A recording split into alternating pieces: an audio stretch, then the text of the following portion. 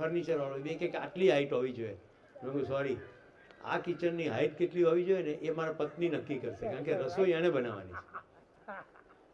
એ કે પણ standard basket નહીં. તમે એક ઉદાહરણમાં પહેલાં ઊંડા જાઓ તો ખબર પડે કે બહારનો રેફરન્સ કેવી રીતે આપણને તકલીફ કરે છે. એને કહ્યું કે બાસ્કેટ મળે નહીં સ્ટેનલેસ સ્ટીલના, તો મેં કીધું બનાવો. સ્ટાન્ડર્ડ વસ્તુ અને માણસ આઉટ ઓફ સ્ટાન્ડર્ડ, એવું કેવી રીતે હોઈ શકે? માણસ સ્ટાન્ડર્ડ, વસ્તુને એને અનુરૂપ સેટ કરવાની હોય. હવે વિષય બદલાઈ ગયો કે નહીં? મારી જરૂરિયાત સ્ટેનલેસ સ્ટીલના બાસ્કેટની છે તો મારે પૈસા લાગશે. મેં ક્યાં કીધું કે નહીં કરો? સોમભાઈ કંઈ નથી કીધું કશું છોડી દો. તમે નક્કી કરો કે તમારે શું કરવાનું. મારી પાસે આ ફોન છે, મારે એની આવશ્યકતા છે. હું તમે ફોન બતાડું ને તમને બી થઈ જાય, હું બી લઈ લઉં. તમારે 1208 થી જ ચાલતું હોય. ખ્યાલ આવે છે? વસ્તુ નવી લેવાની ના નથી પાડી.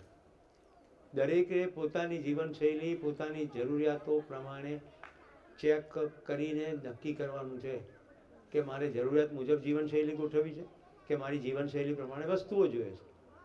તો નિર્ણય કોણ કરશે? આપણે કરીશું. લગભગ નિર્ણય દેખાદેખીમાં થાય છે.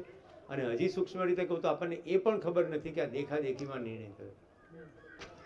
છાપામાં જાહેરાત આવે છે ને આપણને એમ થાય છે આ તો લેવું જ પડે ને, આ તો લેવું જ પડે.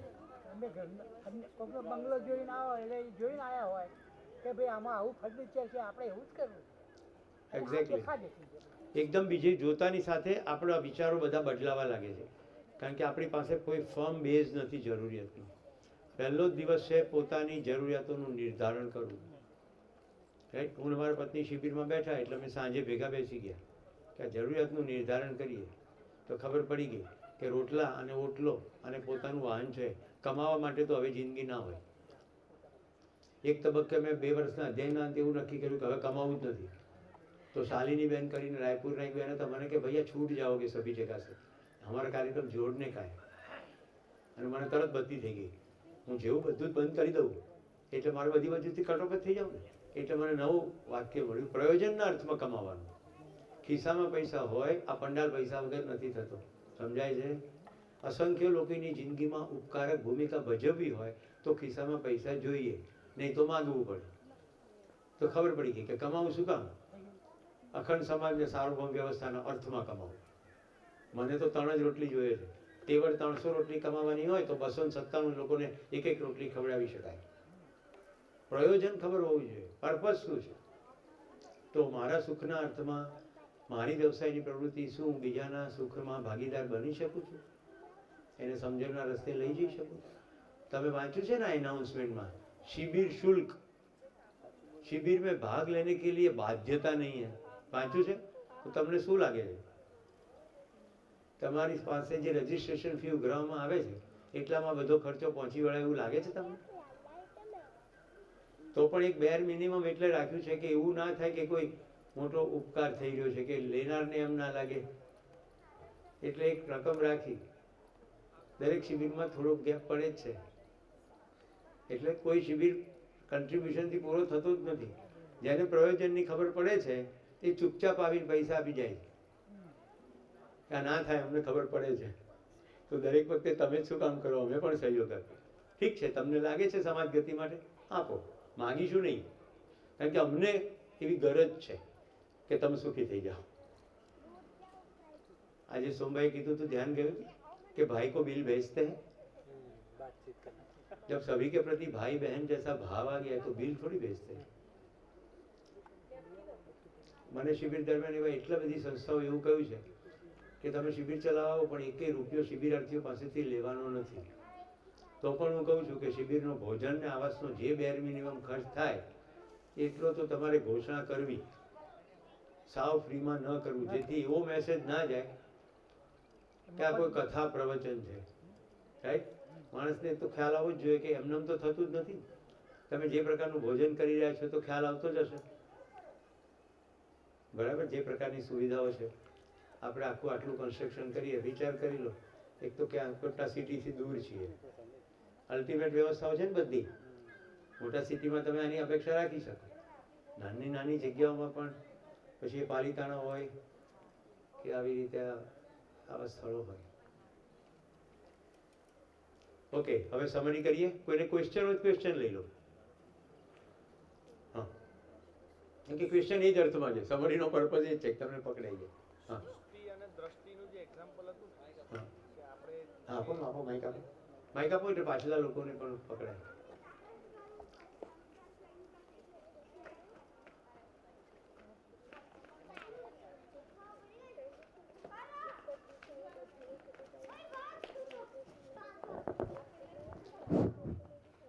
જનરલી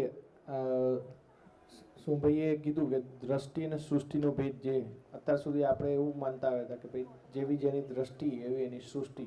અહીંયા આવીને આખું ચેન્જ થઈ ગયું કે ભાઈ સૃષ્ટિ છે એવી દ્રષ્ટિ બનાવવાની છે તમારે, બરાબર. એ કન્સેપ્ટ હજુ થોડો મહદઅંશે મારા જોડે ક્લિયર નથી, તો એના ઉપર થોડું વધારે એક્ઝામ્પલ સાથે. Good. તમારી સામે એક મરેલું પ્રાણી પડ્યું છે. તમારી જેવી દ્રષ્ટિ અત્યાર સુધી ભેગી થઈ છે માન્યતાઓ વશ, એના અનુરૂપ તમે એનું કશું પણ કરશો. ફોર એક્ઝામ્પલ, કે હવે આ ક્યારે સાફ થાય, રાઈટ, આ મારું કામ નથી, આ સફાઈ કામદાર કોણ હશે, આવું થઈ શકે? કઈ ભેગી થયેલી છે દ્રષ્ટિ? કે કોઈ પ્રાણી મરી જાય તો મ્યુનિસિપાલિટી વાળા એને લઈ જાવ. હવે સતત સડી રહ્યું છે, ડિકમ્પોઝ થઈ રહ્યું છે, આજુબાજુ બાળકો રમી રહ્યા છે.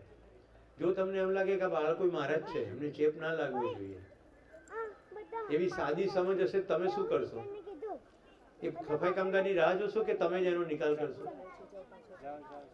તો તમારું ધ્યાન સૃષ્ટિ તરફ ગયું કે સૃષ્ટિમાં એક મરેલું પ્રાણી છે, સૃષ્ટિમાં બાળકો રમી રહ્યા છે, અહીંયા ડિકમ્પોઝિશનની પ્રક્રિયા ચાલી રહી છે, એ લોકોને ચેપ લાગી શકે એમ છે. તો જેવી સૃષ્ટિ છે એના નિયમો સમજાઈ ગયા, એને અનુરૂપ હવે હું કંઈક કામ કરીશ. તો આખી સૃષ્ટિ કોઈ નિયમ અનુસાર ચાલી રહી છે. મારી દ્રષ્ટિ સૃષ્ટિના નિયમો અનુસાર બની જાય તો મારું કાર્ય શું કરવું એનો નિર્ધાર થઈ જાય, અને હું એ પ્રમાણે કાર્ય કરું એટલે સુખી થઈ જાઉં. તમે નર્મદા નદીમાં ભૂસકો માર્યો, તમારી દ્રષ્ટિ કેવી છે? નર્મદા નદીએ તો મને ઉપર જ રાખવો જોઈએ, પણ તરતા આવડતું નથી, તો શું થશે? તમે ગમે એટલા ભલા હો, બહુ મોટા દાનવીર હો, 165 વાર રક્તદાન કર્યું હોય, પણ પાણીમાં પડશો એટલે ડૂબી જ જશો, કારણ કે આવડતું નથી. પણ નિયમ ખબર પડી ગઈ સૃષ્ટિની કે ભાઈ શ્વાસ ફેફસામાં ભરેલો હોય ત્યાં સુધી બોડી ડૂબે નહીં. તો હવે તમે પાણી તરફ દ્રષ્ટિ કરતી વખતે શું કરશો? પેલા ફેફસા ભરી લો, પછી ભૂસકો મારું તો ઉપર રહીશ. સાવ સાદો ભૌતિક વિજ્ઞાનનો નિયમ, એ પણ સૃષ્ટિનો છે. હમણાં તમે જમ્યા, જમતી વખતે એક તબક્કે એવી ખબર પડે છે ને કે પેટ ભરાઈ ગયું છે, તો હવે એને અનુરૂપ ભોજન તરફ દ્રષ્ટિ કરવાની કે મને બહુ ભાવે છે એવી દ્રષ્ટિ કેળવાયેલી છે એટલે બીજું બે દબાયેલું, પછી મળ્યું કે મળશે.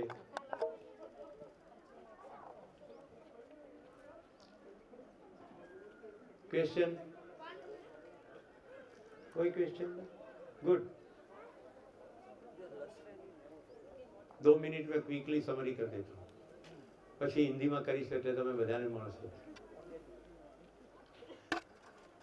આપણે નિરંતર પોતાની અંદર સ્વસ્થતા ઈચ્છીએ છીએ, એક પ્રકારની નિરાશ, હળવાશ, જે અપ્સ એન્ડ ડાઉન્સ થયા કરે છે ને, ક્યારેક ગુસ્સો આવી જાય, ક્યારેક નિરાશ આવી જાય, એ આપણને સ્વીકૃત નથી. સૌથી પહેલું તો ત્યાં ધ્યાન. બરાબર? તો સ્વીકૃત શું છે?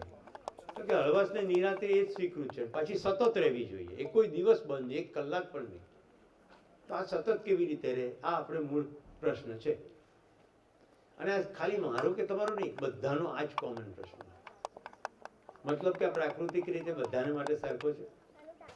હવે પ્રકૃતિમાં બધી અવસ્થાઓ જો વ્યવસ્થિત હોય તો મને આ પ્રશ્ન થાય છે તેનું ક્યાંક તો સોલ્યુશન હોવું જોઈએ, કારણ કે હું પણ પ્રકૃતિનો એકમ છું.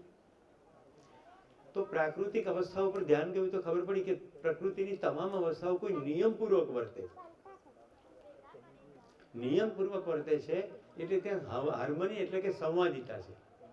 જો હું આ નિયમ સમજી જાઉં, જેટલા અંશે હું સમજુ ને જેટલા અંશે હું જીવું, એટલા અંશે મારે બબાલ થાય નહીં. તો ભૌતિક વિજ્ઞાન સમજી ગયા એટલે આપણે ધાબા ઉપરથી ઠેકડો મારતા નથી, એટલા અંશે શરીરને ડેમેજ થતું નથી. આવું સ્પષ્ટ છે? ચાલુ ટ્રેને બહાર ડોકું કાઢીએ છીએ, પણ ચાલુ ટ્રેને ઉડવાની કોશિશ કરતા નથી, કારણ કે ભૌતિક વિજ્ઞાનનો નિયમ ખબર પડી ગઈ. એવી જ રીતે રસાયણ વિજ્ઞાન, લીંબુ આપણે દાળમાં નીચોવીએ છીએ, આંખમાં નીચોવતા નથી, કારણ કે આપણને ખબર પડી ગઈ કે રસાયણ છે. જીવ વિજ્ઞાનનો નિયમ ખબર પડી ગઈ છે. તમે ઝૂમાં જાઓ છો તો ઝૂમાં પાંજરામાં વાઘ રાખ્યો છે, પણ ગાયોને પાંજરામાં રાખવાની આવશ્યકતા રહેતી નથી, કારણ કે ખબર છે ગાય બટકું ભરશે નહીં. આ ત્રણેય અવસ્થાઓના નિયમો કંઈક કંઈક ખબર પડી ગઈ, એટલે આપણે એની સાથે જ જીવવાનું સેટ થઈ ગયું. પણ માણસનો નિયમ ખબર પડી નહીં, એટલે માણસ સાથે ડખા થયા. તો જેટલું ઊંચું નીચું થાય છે એ જોઈએ છે ને. તો ઝાડની ડાળી તૂટી ગઈ એનાથી મને જાજો ડિસ્ટર્બન્સ નથી, ફ્રીજ બગડી ગયું એનાથી બહુ જાજો ડિસ્ટર્બન્સ નથી, પણ મારી પત્નીએ કે મારા પપ્પાએ મને આમ કીધું જ કેમ, પેલી દીકરીને 2 વર્ષથી ડિસ્ટર્બન્સ ચાલતો. જેવો નિયમ ખબર પડે કે કોઈ પણ મને દુઃખી કરવા ઈચ્છતું નથી, બધા સુખી થવા જ ઈચ્છે છે, પણ ભ્રમવશ એ લોકો ગલતી કરી નાખે છે, અને મારી પોતાની અંદર આત્મવિશ્વાસ નથી, એટલે હું એમની ગલતીઓથી પ્રભાવિત થઈ જાઉં. રાઈટ? મને કોઈ કે સુરેશ તું ગધેડો છે, તો મારે એવો વિચાર કરવો પડે કે કાં તો એ મને નથી જોયું, એ ક્યાંક બીજે જોવે છે. લવિંગ લંડન ટોકિંગ ટોક્યો, આંખો ત્રાંસી હોય તેનું થાય, આપણને લાગે કે આપણી સામે જોયું, પણ ક્યાંક બીજે જોતો હોય. એટલે કાં તો એ મને જોતો નથી. સેકન્ડ થિંગ, એના મનમાં ગધેડો છે એ બોલ્યો ખાલી, એનું નજર મારી સામે છે, પણ મને કઈ ગધેડો કહેવા માંગતો નથી. 3 કેમિકલ લોચા છે, કારણ કે હું ગધેડો નથી એવી મને ખબર છે, અને છતાંય મને જો ગધેડો કહેતો હોય તો એની અંદર કંઈક બાયોકેમિકલ લોચા થયા છે. બોલો, હવે 3માંથી એકોઈમાં આપણે દુઃખી થવાનું ક્યાં આવ્યું? તો મને મારામાં વિશ્વાસ છે કે હું ગધેડો નથી. એક શબ્દ વારંવાર આવે ને, સ્વયંમાં વિશ્વાસ. આપણે પોતાનામાં જ વિશ્વાસ નથી કે હું કોણ છું, હું કેમ છું, આ આખા અસ્તિત્વમાં હું કેવી રીતે છું એની ખબર નથી. એટલે કોઈક આપણને આપણા વિશે કશું પણ કહે છે એટલે આપણે બહુ જ દુઃખી થઈ જઈએ છીએ. જોઈ લો બધા પોતપોતાની અંદર. તમે આવા છો, તમને આવડતું નથી, તમને કશી ખબર પડતી નથી, તમારો તો સ્વભાવ જ આવો છે, તમે તો કોઈ દિવસ સુધરશો જ નહીં, તમારું શું થશે? કંપનીઓમાં કામ કરી કરીને થાકી જાય, કોઈ એપ્રિશિએશન જ ના કરતું હોય, નોંધ પણ ના લેતું હોય. તો મારો મારી ઉપર જ વિશ્વાસ નથી, મારો તો બીજા કોઈક ઉપર વિશ્વાસ છે. આ કૌશિક મને કે સુરેશભાઈ તમે શિબિર સારી ચલાવો છો, ત્યારે મને એમ થાય હા. એટલે મતલબ કે મને ક્લેરિટી જ નથી કે મારે શું કહેવાનું છે. તમે કહો તો મને ખબર પડે કે મને ક્લેરિટી છે. મતલબ કે હું જે કહી રહ્યો છું એને હું જીવ્યો જ નથી, એટલે મને ક્યાંથી એનો અનુભવ હોય. એટલે જીવન વિદ્યાનો શિબિર ખાલી સંવાદનો શિબિર છે. આચરણપૂર્વક સમજીને કહો એટલે આત્મવિશ્વાસ આવી જાય. આ કેટલું સિમ્પલ છે. આ માઇક મેં અહીંયા લગાડી અને હવે હું અહીંયા એને ક્લિપ પર ભેરવીને ફરું છું, તો મને આ માઇક ઉપર વિશ્વાસ છે કે હું ચાલીશ એનાથી કંઈ એનો અવાજ બંધ નહીં થઈ જાય. હા, બેટરી છે, મને ખબર પડી બેટરી જો ડિસ્ચાર્જ થઈ જાય તો પાછું નહીં ચાલે, અથવા પેલા ભાઈ ઊંઘી જાય અને ભૂલથી ઊંઘવા એમનો હાથ કોઈ બટન પર પડી જાય, પણ હું ત્યાં ગયો અને અવાજ બંધ થઈ ગયો, હું રડવા માંડું. ખ્યાલ આવે છે? તો મને મારી ઉપર વિશ્વાસ નથી. મને એવો વિશ્વાસ હોવો જોઈએ કે હું તો બરાબર જ છું, આ માઇક બરાબર નથી. એ તો જાણવાની પ્રક્રિયા ત્યારે શરૂ થશે જ્યારે હું એમ જોઉં કે હું બરાબર છું કે નહીં. આપણે તો તકલીફ શું છે, કોઈકે કીધું બરાબર નથી એટલે માની લીધું. રાઈટ? આપણે ગુજરાતીમાં સરસ કહેવત છે, મનમાં પરણે. સાંભળી છે ને કહેવત? तो अभी सभी साथी आ गए हैं तो मैं हिंदी में बात करता हूँ. हाँ, कोई प्रश्न? जानकी?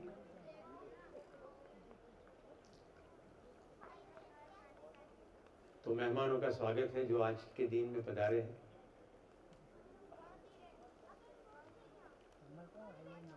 अभी जब मैं सार करूं, मेरी चाहत है कि आप आगे आ जाए, बहुत पीछे ना बैठे. राइट? जब सार पूरा हो अपनी अपनी जगह ले सकते हैं, थोड़े आगे आ जाए ताकि मैं आपकी आंखों में देख सकूं.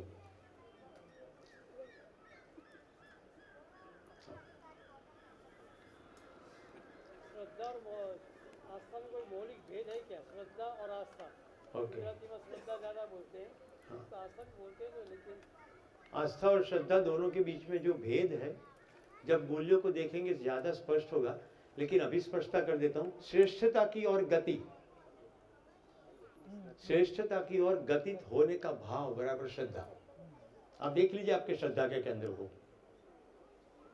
देवी देवता ईश्वर अवतार, उसमें कुछ श्रेष्ठता है, उसके प्रति हमारी गति है, उसका नाम है श्रद्धा।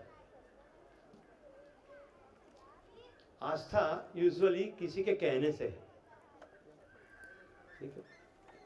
तो अब मैं पिछले 2 दिन और आज के सत्र, इतने 2.5 दिन का सार कर रहा हूं।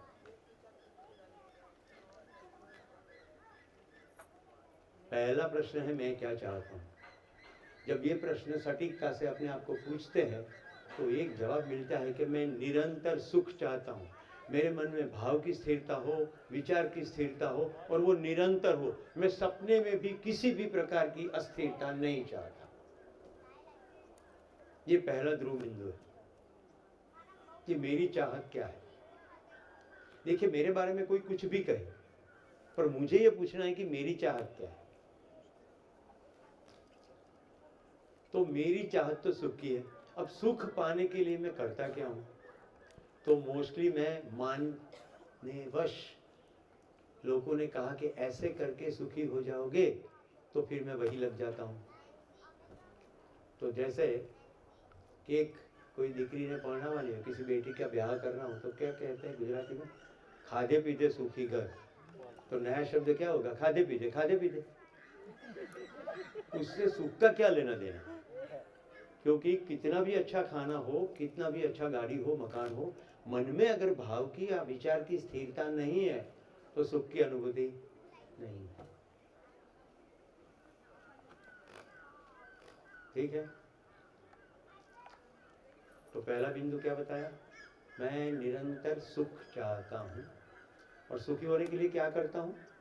मैंने जो सुखी होने के लिए मान रखा है वैसे कार्य और व्यवहार करता हूं। मान रखा है। कैसे मानते हैं? भयवश मानते हैं,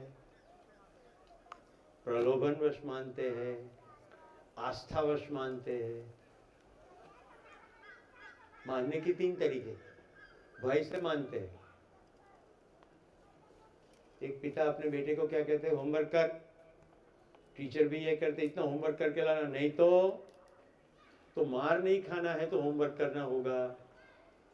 समाज में सबसे पीछे ना रह जाए इसलिए स्कूल में जाना होगा।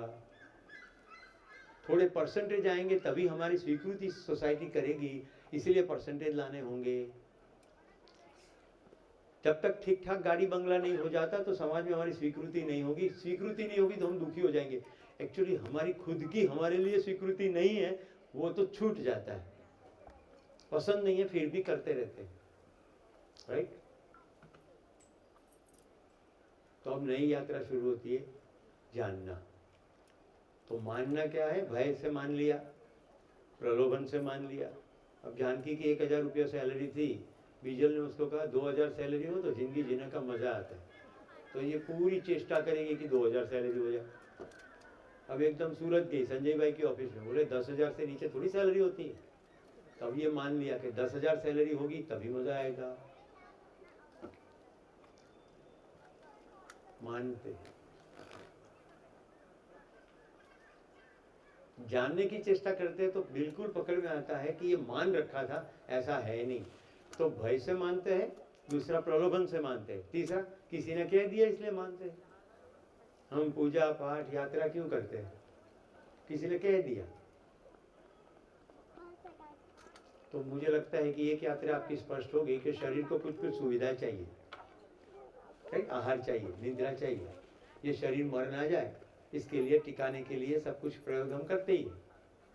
तो 4 विषय, आहार, निद्रा, भय और प्रजनन, ये शरीर को टिकाए रखे ने अर्थ में है। आहार निद्रा भय तो समझ रहे, और मेरी शरीर की परंपरा चलती रहे इसके लिए प्रजनन। तो 4 प्रवृत्ति तो पशु भी करते हैं। अब पशुओं में और हम में अंतर क्या है? वो आहार करूं कि ना करूं इसके लिए सूंघते हैं, यानी अपनी ज्ञानेंद्रियों का प्रयोग करके वो निर्णय कर लेते हैं कि मुझे आहार करना है कि नहीं, भागना है कि दौड़ना है कि छुपना है। हम आहार, निद्रा, भय, मैथुन वश नहीं, हम तो हमारी इंद्रियों में से सुख पाने के भ्रमवश इंद्रियों का प्रयोग करते हैं। वो अपने शरीर को टिकाए रखने के अर्थ में इंद्रियों का प्रयोग करते हैं, हम उसमें से सुख पाने के अर्थ में इंद्रियों का प्रयोग करते हैं। तो पूरा पेट भर जाने के बाद हम आइसक्रीम काउंटर पर जाते हैं। मेरे काफी बच्चे शाम को कल जय चामुंडा में दाबेली खाते हुए पाए गए। आपको पकड़ में आ गया? जो मुझे हंस रहे वो सब जो थे। इतना फर्स्ट क्लास भोजन यहाँ मिल रहा है और वो दाबेली खाने के बाद फिर से ये भोजन भी तो कर रहे हैं। मैंने किसी को कहा भी कि कितनी मेहनत से किचन में रसोई बनती है, तुम बाहर दाबेली खाते हो फिर यहाँ बच जाता है। अब जम के खाना दोनों। अब भयवश खाया होगा शायद। तो हम हमारी पांचों सेंसेस का आप अपने हिसाब से तय कर लेना, प्रयोग, उपयोग, सदुपयोग और दुरुपयोग जो भी करते हैं सुखी होने के लिए करते हैं। तो खा के सुखी हो जाएंगे भ्रम, पिक्चर देख के सुखी हो जाएंगे दूसरा भ्रम, घूम के सुखी हो जाएंगे तीसरा भ्रम, प्रकृति की गोद में वेकेशन करके सुखी हो जाएंगे चौथा भ्रम। दुखी होने का सामान साथ लेकर के प्रकृति की गोद में लोग आते हैं मेरे साथ। अचार की बोतल लाते हैं, बैग में वो बोतल हॉरिजॉन्टल हो जाती है, अचार से कपड़े बिगड़ जाते हैं। फिर लेह में भले 2 डिग्री टेम्परेचर क्यों ना हो, उस कमरे में टेम्परेचर 45 डिग्री हो जाता है।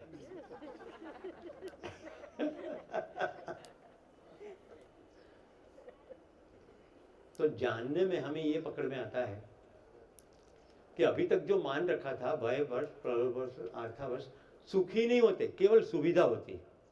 तो देखिए एसी का कोई विरोध किया गया, कुछ छोड़ने को नहीं कहा गया। इतना सिर्फ पकड़ में आ जाए कि बाहर 45 डिग्री टेम्परेचर है, मैं बाहर से कमरे में आया तो मुझे अच्छा लगेगा, क्योंकि 26 डिग्री में अच्छा लगता है। क्या अच्छा लगना अच्छा होना है? नहीं। तो किसी को ब्लड डोनेट कर दिया, उदाहरण आया था, अच्छा लगता है, पर क्या उससे मेरे अंदर मेरे भाव और विचार की स्थिरता बन गई? क्या वो निरंतर रही? तो किसी को कंबल उड़ाने से, किसी को कुछ भी मदद कर लेने से क्या मेरे अंदर सुख की प्राप्ति हो गई? थोड़े समय का अच्छा लगना अच्छा होना है क्या? इस प्रश्न को पूछने से हमारी जानने की यात्रा शुरू हो। ठीक है, मैं ठीक बात कर रहा हूँ? आपको ये समरी पकड़ में आ रही है? मूल सूत्र पर ले जाऊं। हम सभी 750 करोड़ की केवल और केवल एक ही चाह है, मैं सुखी हो जाऊं। सुखी होने के लिए मैंने जो मान रखा है वो प्रयोग करता हूं और सुखी होता नहीं हूं। पर क्योंकि मान रखा है इसलिए करता ही रहता हूं, मेरे घर में भी, समाज में भी, अंतर्राष्ट्रीय स्तर पर। तो जैसे आज संजय भाई को सुबह में मैंने प्रणाम किया, उन्होंने मुझे आशीर्वाद दिया, बेटा सुरेश, जब जब तुझे प्यास लगेगी तब तक मोहनथाल खाना, तेरी प्यास बुझ जाएगी। अब मैंने मान लिया, अब मैं क्या करूंगा? प्यास लगेगी तो मोहनथाल खाऊंगा। अब क्या होगा? प्यास और बढ़ेगी। बढ़ेगी कि नहीं बढ़ेगी? पर क्योंकि मैंने मान क्या रखा है कि मोहनथाल खाने से प्यास बुझती है, मान रखा है, राइट? मैं और पानी पीऊंगा तो और प्यास बुझेगी, और पानी पीऊंगा कि मोहनथाल खाऊंगा? अब यूं मुंडी क्यों ला रहा हूं? क्या मान रखा है?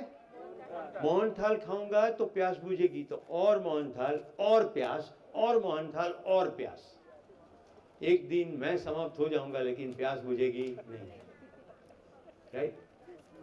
तो ये प्रकाश भाई आकर के मेरी कान पट्टी पकड़ के कहे, ये जाग जा, तूने मान क्या रखा है, तू चेक कर।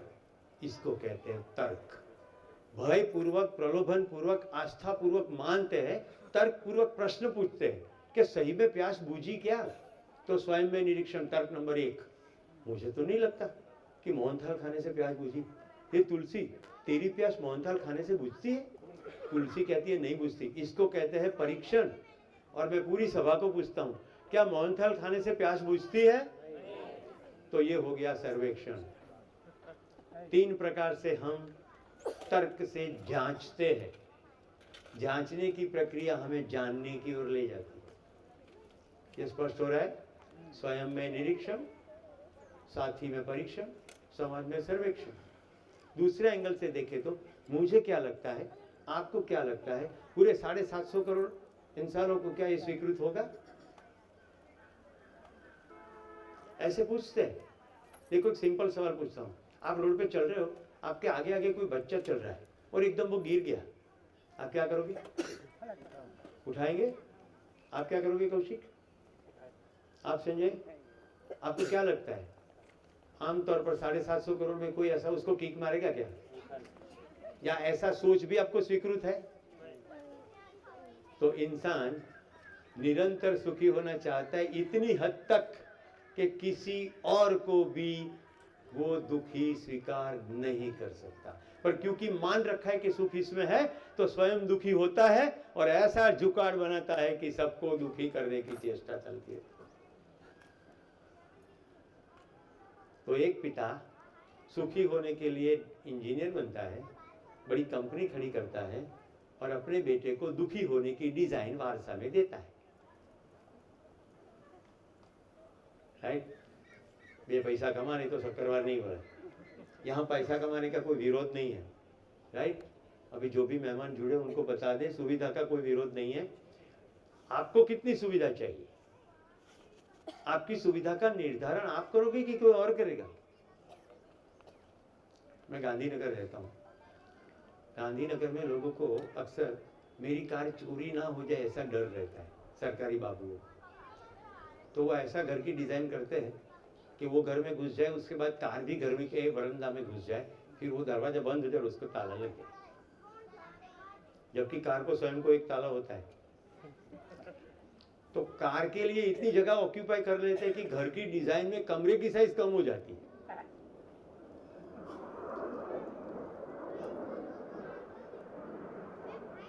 मेरे को क्या चाहिए इसका निर्धारण मैं करूं।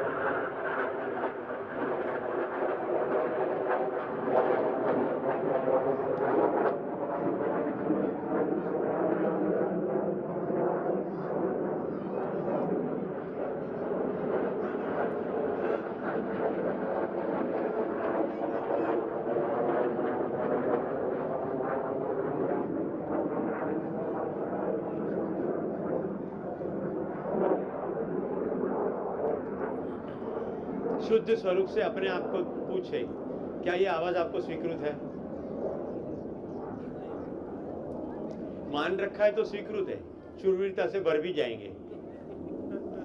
मान रखा है कुछ तो। मैं चैलेंज करता हूं ओपन, संसार में किसी को युद्ध स्वीकृत नहीं है, घर में भी नहीं, बॉर्डर पे भी नहीं। आ पड़ा है तो रक्षा के लिए पूरी व्यवस्था है, इसके पर बात होगी। राइट?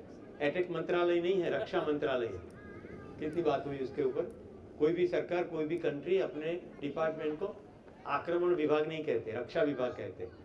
अपनी रक्षा के लिए व्यवस्था, पर व्यवस्था है कि अव्यवस्था? जरा देखे, बॉर्डर पर जितना फोर्स लगा है, अगर ये शिक्षा में लग जाए, स्वास्थ्य में लग जाए और संसार की सभी बॉर्डर पर ऐसा हो जाए तो इंसान बेहतर तरीके से जी पाएगा कि नहीं? देखिए, अभी जो हो रहा है उसकी समीक्षा करने का एक अलग एजेंडा है। केवल अपने अंदर देखें, क्या आपको स्वीकृत है? कोई एक भी शहीद होता है, कई लोग रोते हैं जो जिनसे घर से भी नहीं है, तो संवेदना से ये पता पड़ता है कि हमें ये स्वीकृत नहीं। चलिए तो नेक्स्ट स्टेप में चले। तो पहला सूत्र क्या था? सबको सुख चाहिए, निरंतर सुख चाहिए। क्या मान रखा था? सुविधा में सुख है। तो पकड़ में आए कि सुविधा में सुख नहीं है, सुविधा में सुविधा है। तो शरीर को जितनी भी सुविधा चाहिए उसका निर्धारण हम स्वयं करें, पड़ोसी ना तय करें, बाजार तय ना करें, एडवर्टाइजमेंट तय ना करें, हम तय करें। तो मेरी जरूरत आपकी जरूरत से अलग हो सकती है। मुझे डेली ट्रैवल करना है तो मुझे शायद व्हीकल चाहिए। मुझे सिटी में ट्रैवल करना है तो 2 व्हीलर, कोई लंबा ट्रैवल करना है 4 व्हीलर, इंटरकॉन्टिनेंटल ट्रैवल करना है विमान। प्रयोजन क्या है ट्रैवल करने का, ये देखना होगा। पर्पस क्या है? हर साल हिमालय जाने से जब लौटते हैं, हर साल मई में मैं लगभग जाता हूँ 10-12 दिन विद्यार्थियों को लेकर के। बेसिकली एडवेंचर और राष्ट्रभाव उसमें जगह ये हेतु होता है।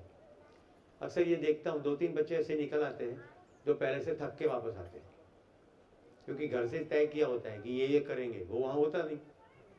ठंड लगती है तो ठंड तो लगनी चाहिए, लेकिन अहमदाबाद में ठंड नहीं लगती, इसलिए तो हिमालय जाते हैं। तो पहले से जो कुछ मान रखा है, तो फिर वहाँ से दुखी होने का सामान। तो कहीं पर भी प्रवास से लौटे तो पहले ठीक थे, प्रवास से लौटने के बाद बेकार हो जाते। तो प्रवास का पर्पस क्या? ये शिविर में जो सपरिवार हिस्सा ले रहे हैं, हर एक दिन आपके पारिवारिक संबंध बेहतर हो तो शिविर में कुछ जानने की घटना हुई, हाँ या ना? तो निरंतर सुख वाला सूत्र अगर समझ में आया है, तो दूसरा सूत्र जो अभी तक चला कि भी सुख क्या है, तो स्वीकृति के भाव में जीना बराबर सुख।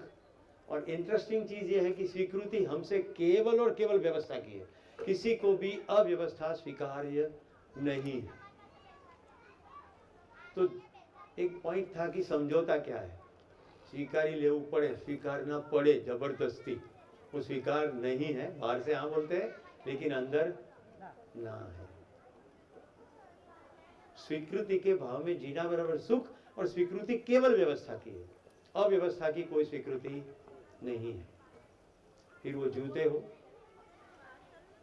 घर हो, समाज हो, समाज में कुछ कुछ मानवकृत व्यवस्था है। तो चार्ट आपके सामने है ही। तो हमने व्यवस्था में अगर सुख दिखता है तो व्यवस्था को जानना पड़ेगा। हमारा सुख का एड्रेस अगर व्यवस्था है तो 3 सूत्र बताए थे, व्यवस्था को समझना, व्यवस्था में जीना और व्यवस्था को समझाना। तो क्या व्यवस्था है? अस्तित्व में कुल 4 अवस्थाएं हैं। पदार्थ अवस्था यानी मटेरियल वर्ल्ड, प्राण अवस्था यानी सभी वनस्पति, जीव अवस्था पशु प्राणी, एंड फाइनली मानव अथवा ज्ञान अवस्था। तो हमने देखा कि ये चारों अवस्था में 3 अवस्थाओं का आचरण बिल्कुल निश्चित है। पदार्थ का आचरण एकदम निश्चित है। ये डोम के नीचे आप आराम से बैठ सकते हैं क्योंकि ये लोहे का आचरण निश्चित है। राइट? ऐसा लगता है आपको कि ये माइक में से मिसाइल छूटेगा? नहीं। तो पदार्थ का आचरण निश्चित है। देखो ये कौशिक पानी पी रहा है, उनको मालूम है पानी का आचरण निश्चित है, पानी शरीर का पोषण करेगा। और वो H2SO4 नहीं पिएंगे क्योंकि उसका भी आचरण निश्चित है। हाँ, कईयों को इनका दुरुपयोग नजर आता है। पदार्थ का आचरण निश्चित, कोई प्रॉब्लम नहीं। वनस्पति का आचरण निश्चित के नहीं? नीम के ऊपर आफूस कैरी लगेगी? नहीं लगेगी। आम का आचरण निश्चित, गाय का आचरण निश्चित। मेरे घर एक बार न्यूजीलैंड के कोई मेहमान थे, मैं उनको अडालज गौशाला दिखाने ले गया। मैं कार पार्क कर रहा था, वो एकदम फुल स्पीड में घुसे। मैं भी उसके पीछे पीछे दौड़ा, मुझे लगा कि गाय काट लेगी। उस दिन मुझे पहली बार अकल आई क्योंकि मैं जब पहुंचा तो बहन ने हाथ लंबा कर दिया था और गाय ने चाटना शुरू कर दिया। मुझे ग्लानि भी हुई कि भारत में पैदा होने के बाद मुझे ये समझ नहीं है कि गाय चाटती है, गाय काटती नहीं है। गाय का आचरण निश्चित है। जब तक उसको परेशान ना किया जाए, छेड़ा ना जाए, तब तक गाय को हमें मारने का, खाने का कोई एजेंडा नहीं। तब से गाय को समझने की मेरी यात्रा शुरू होगी कि कितने प्रकार की गाय है, गाय का दूध क्यों पीना है, वगैरह वगैरह। गाय का आचरण निश्चित, कोई प्रॉब्लम नहीं। इंसान के बारे में क्या कह सकते हैं? ऑफिस में बकरी, घर में ગુજરાતીમાં સરસ કહેવાય છે, ઝાડ જેવો છે સાવ, राइट? अथवा जड़खा जेવો છે। गाय को हम पदार्थ, इंसान को पदार्थ से साथ कंपेयर कर लेते हैं, वनस्पति के साथ कंपेयर कर लेते हैं, पशु के साथ भी कंपेयर कर लेते हैं। तो सुबह है ऐसा ही आचरण शाम को करेगा, वो निश्चित नहीं। तो आप चार्ट में देखेंगे आचरण की निश्चितता कैसे है। पदार्थ अवस्था का आचरण, उसके अंदर जो भी मॉलिक्यूलर स्ट्रक्चर है, एटम, सब एटॉमिक पार्टिकल, आप इलेक्ट्रॉन, प्रोटॉन, न्यूट्रॉन सब जानते हैं, वो जैसे पार्टिकल की मात्रा है वैसे। तो O, O2, O3 ऐसे जैसे मात्रा बढ़ती जाएगी उसका आचरण बदलता जाएगा। तो H2O पानी है, H2O2 हाइड्रोजन पेरोक्साइड एक जीवनदायक है, एक डिसइंफेक्टेंट है। केवल O की मात्रा बदलने से आचरण बदल गया। ये क्लियर है? मात्रा विधि से पदार्थ का आचरण निश्चित। वनस्पति में बीज विधि से, मस्टर्ड का सीड हो और वटवृक्ष का सीड हो, बीज हो, दोनों बीज देखने में सेम, लगभग कलर भी सेम, साइज भी सेम, पर उसका आचरण निश्चित है। ગુજરાતીમાં આપણો રાયડો વાવીએ એટલે 4-5 ફૂટનો થાય, એક સિઝન થઈ જાય પૂરું। વડનું બીજ વાવો તો સદીઓ નીકળી જાય। आचरण बीज विधि से निश्चित है वनस्पति का, कोई फर्क नहीं पड़ता। नीम का हमेशा नीम ही होगा, बीज फिर नीम, बीज फिर नीम, वृक्ष, राइट। तो पूरी प्रक्रिया है कि जर्मिनेशन होगा, प्लांट होगा, फिर फूल आएगा, फिर फल यानी कि बीज आएगा, बीज से फिर से वही परंपरा बनेगी। तो वनस्पति का आचरण निश्चित, पशुओं का भी आचरण निश्चित। पशुओं का कैसे? वंश विधि से। देखिए हम बड़ी छलांग लगाने वाले हैं। पशुओं का आचरण वंश विधि से निश्चित, मतलब कि माता पिता के आचरण को देख के उसके बच्चे वैसा ही आचरण करेंगे। इसीलिए जू के लायन या टाइगर को बाल्दी में खाने की आदत है, वहीं पर वो पैदा हुए और बड़े हुए, उसको जंगल में छोड़ेंगे तो कुत्ते भी उसको खा जाएंगे, क्योंकि वो वंश विधि से उसका आचरण निश्चित होता है। उसके माता पिता उसको शिकार करना नहीं सिखा पाए। अब इंसान में आते हैं, पशु चेतना में तो हमारा आचरण भी वंश विधि से ही हो रहा है। माता पिता जितने कंफ्यूज, बच्चे इतने ही कंफ्यूज। और माता पिता केवल घर तक सीमित नहीं है, शिक्षक भी माता पिता के ही रोल में है। ऐसा अक्सर देखा जाता है कि बच्चे माता पिता की ना मान के शिक्षक की ज्यादा मानते हैं। उनको कहा जाए ये करो करो, नहीं मुझे पहले इतना करना ही पड़ेगा, टीचर ने कहा है, राइट? प्रभाव। अब हमारा जीना कहाँ है? थोड़ा जीने पर बात हुई तो पकड़ में आया कि जीना तो एक खुशी हो तो जीना है, नहीं तो क्या जीना है। शरीर चलाना मतलब जिंदा रहना, 3 टाइम खाते रहे, खुशी पूर्वक जिए तो जीना, नहीं तो खाना पीना। तो खुशी हो, उत्सव हो, तृप्तिदायक संबंध हो, मन में हिलडुल ना हो, निरंतर भाव की स्थिरता हो, तो वो जीना है। तो अब जिए कैसे? इंसानों के साथ कैसे जिए? तो क्या हमारा कोई नियम है, हमारी कोई व्यवस्था है? तो दोस्तों, उत्क्रांति के क्रम में हम यहाँ तक पहुँचे हैं कि हम मानने से जानने की यात्रा कर सकते हैं। तो आगे अब आपको सोम भैया बताएंगे कि हम इंसानों के संबंध में, अगर संबंध में सुख है, जानने में सुख है, यही जीना है, तो इंसान का कोई नियम है क्या? पदार्थ का आचरण मात्रा विधि से निश्चित होता है, वनस्पति का आचरण बीज विधि से निश्चित होता है, पशुओं का आचरण वंश विधि से निश्चित होता है, और मानव का आचरण निश्चित नहीं है, इसीलिए दुख है। तो फिर प्रश्न खड़ा होता है कि मानव का आचरण निश्चित कैसे हो? कितनों को ये प्रश्न है? अगर ये प्रश्न बनता है, इतने सत्र तक पहुंचे, तो अब जवाब मिलने का प्रारंभ होगा, तो बिल्कुल सिंक में बैठ जाएगा कि आचरण निश्चित कैसे हो। अभी तक धर्म संप्रदाय शिक्षा ने यही तो कोशिश की है, पर लगभग गलती ये हो गई है कि शिक्षा में सबको एक तरीके से बनाने की चेष्टा है, ब्रांडिंग, राइट? बीए सब बीए, सब बीएससी, सब बीकॉम, सब chartered accountant, right? Same syllabus almost. तो पूरा का पूरा लॉट चार्टर्ड अकाउंटेंट का निकलता है, एक दुक्कल ठीक निकल आए, बाकी पूरे भारत सरकार का बजट का कर डालता है। ऐसे इंजीनियर निकलते हैं। मैं अपनी ही कहानी कहता हूँ, मैं सिविल इंजीनियर बना, जैसे सरकार में जॉब लगी, करप्शन देख के मैं हिल गया, क्योंकि दादाजी गांधी जी के साथ थे, तो उन्होंने घर में ये संस्कार दिए।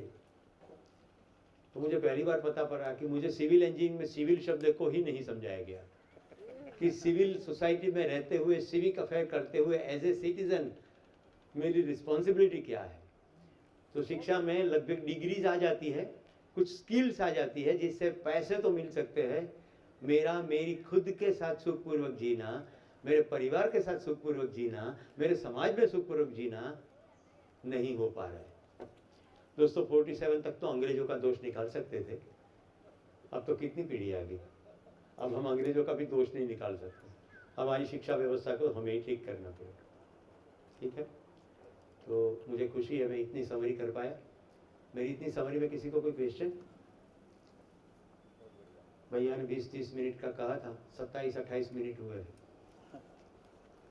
कोई क्वेश्चन? नमस्कार, धन्यवाद।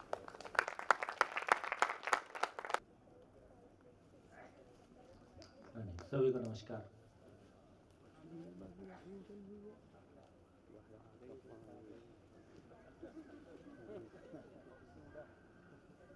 कई लोग तो ऊपर ही उठ जाएंगे ऐसा लगता है। जीवन वीजा पे नमस्कार करने का तरीका ऐसा होता है, ऐसा मानते हैं। पता चले कहीं भीड़ में मिले ऐसे से कर देते।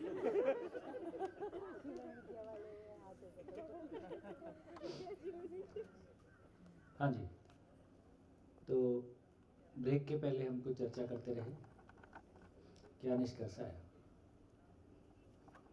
ब्रेक के पहले जितनी बात हमने की एक बार रिकैप कीजिए।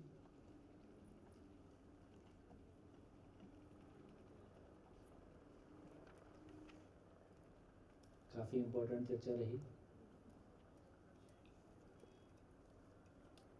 और कुछ शेयरिंग हो जाए फिर आगे बढ़ते हैं। इस पूरी चर्चा से अपने तक क्या पहुंचा?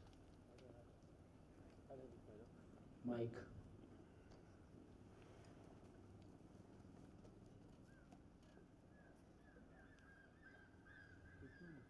हाँ जी,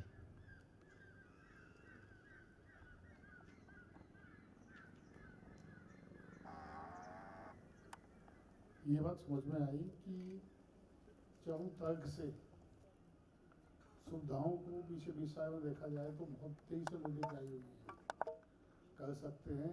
तो ये निश्चित है उसी तरह के आधार पर हम संबंधों में भी बहुत अच्छा कर सकते हैं आने वाले कुछ समय। देखिए, एजुकेशन के लिए ये क्वांटम लीप होगा कि यदि हम तर्कपूर्वक जड़ संसार को समझकर सुविधाओं का अंबार लगा सके, और कम से कम इन 3 दिनों में ये भरोसा होता है कि जिंदगी को तर्कपूर्वक समझा जा सकता है। ऑफ कोर्स तर्क की एक सीमा है, लेकिन तर्क के लिए बढ़िया सूत्र है कि तर्क तात्विकता को छूता है।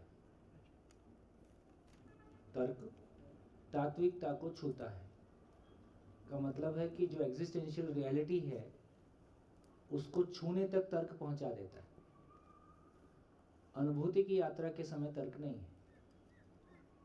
तो शब्द से अर्थ की यात्रा में तर्क है, और यदि ये यात्रा तार्किक रूप से जिंदगी को लेकर पूरी हो गई तो अनुभूति के लिए दरवाजा खुलता है, जीने की जगह बनती है। तो इस बात की बहुत सुखद संभावना है जो हमको दिख रही है, और पिछले 20 सालों में किसी हद तक उसको देखा है। तैयारी की जरूरत है, उस पर काम करने की जरूरत है। तर्कपूर्वक चैतन्य संसार को भी समझा जा सकता है। यदि तर्कपूर्वक चैतन्य संसार को समझा जा सकता है तो इस संबंध के संसार को भी हम बसा सकते हैं, है ना? इतना ही है। और सूत्र है, संबंध है तो शोषण नहीं, शोषण है तो संबंध नहीं। मामला इतना ही है कि मानव का मानव के साथ, मानव का नेचर के साथ, इतना ही संबंध है ना। तो यदि मानव समझ में आ गया और नेचर समझ में आ गई तो दोनों के साथ में संबंध समझ में आ गया तो शोषण नहीं होगा। यदि शोषण हो रहा है तो इसका मतलब संबंध समझ में नहीं आया है। सिंपल सी बात। माँ बाप कितने भी भ्रमित हों अपनी संतान का शोषण नहीं करते। जैसी भी उनकी समझ है उससे वो अपने तरीके से पोषण ही करते हैं। निर्णय पूर्वक अपनी संतान को नुकसान पहुंचाएंगे ऐसा दुनिया का कोई माँ बाप नहीं करता। इससे ये क्लैरिटी हमारी बनती है कि यदि एजुकेशनली बाई एजुकेशन हम संबंध को कन्वे कर पाए तो आदमी का शोषण का मानसिकता नहीं रहेगी। वर्तमान में शोषण का मानसिकता है, इसका मतलब है कि हम संबंध को कन्वे नहीं कर पाए। तो उस बात को समझें। बढ़िया। हाँ जी। और कोई?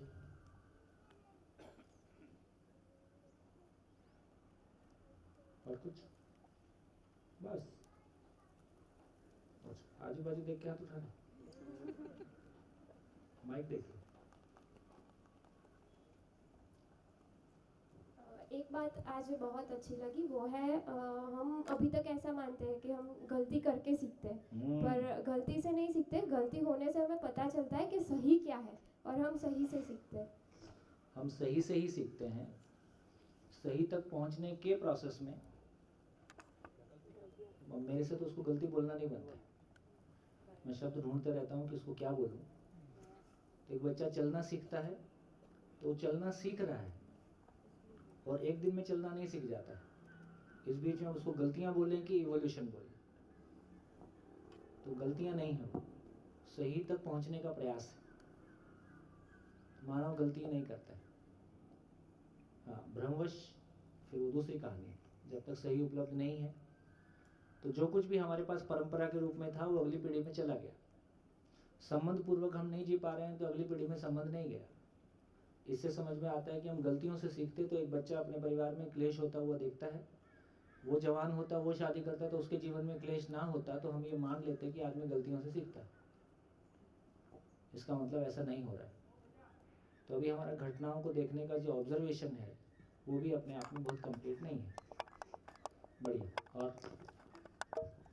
तर्क आने से भय, प्रलोभन और जो आस्था का जो मतलब है वो कमज़ोर पड़ने लगता है। और उससे होता क्या है कि मतलब अगर हम लोग जैसे आपने बताया कि तर्कपूर्वक अगर हम लोग जड़ संसार को समझते हैं तो उसमें सुविधाओं का अंबार लगाया जा सकता है। वैसे ही तर्कपूर्वक जो चैतन्य संसार है उसको जो है समझा जाए अगर, तो जो अपना बिगड़ा हुआ संबंध है उसको बहुत अच्छे से सुधारा जा सकता है। जी बढ़िया। जीने की एक बहुत अच्छी परिभाषा समझ में आई कि जीने देना ही जीना है, बाकी खाना पीना है। और एक बड़ी बात ये समझ में आई कि शिकायत और अभाव मुक्त होना भी जीना है। ये अच्छी बात है जी बढ़िया। हाँ जी, और कुछ? पीछे एक माइक।